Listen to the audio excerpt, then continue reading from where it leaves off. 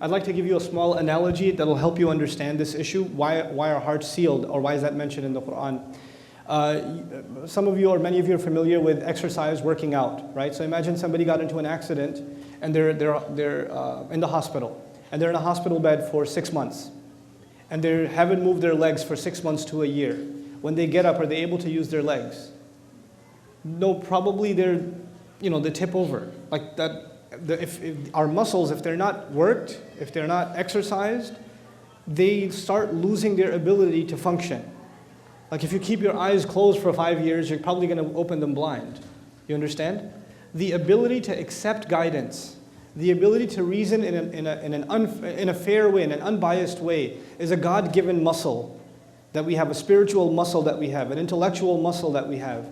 And people at the time of the Prophet ﷺ were invited to exercise that muscle.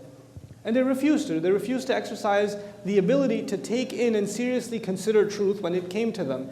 And you continue to deny that capability you have inside you, the exercise. You refuse to think, you refuse to think, you refuse to use your heart, you refuse to be sincere. And guess what? Eventually your heart is no longer capable of what it was originally capable of. You lost that muscle, you lost that ability. And that is an analogous way of explaining what does it mean when a heart is sealed.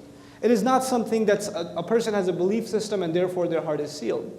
That isn't the case. An atheist could be atheist for philosophical reasons or for psychological reasons. And we don't know what's going on inside somebody's heart. We don't.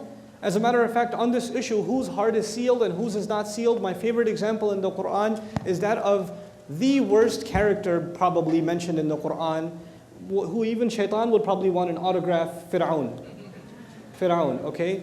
I mean, declares himself God, the Pharaoh. For those of you who aren't familiar with Arabic, the Pharaoh declares himself God, committer of like massive genocide, all kinds of hedonism, ego, pride, you name it. You name the vice, he's got it.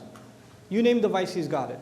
And yet, when Moses is sent to him, alayhi salam, to speak to him, he's supposed to not judge what's in his heart, and he's told, "قُلْ هَلْ لَكَ إِلَىٰ أَن تَزَكَّى." Is there anything left in you? You might want to cleanse yourself. Maybe you want to become a good person now. Maybe even you can change. Killer of babies, even you can change. I mean, you would think, if you think of heartless, you think of a murderer, and the murderer of children? I mean, it's beyond imagination. And yet his heart is not condemned yet. Even he's given the opportunity. So the idea of hearts being sealed, the final bit on this answer, the idea of people's hearts being sealed is not something you and I have privy to. We do not have access to know whose heart is sealed and whose isn't. And thank God for that.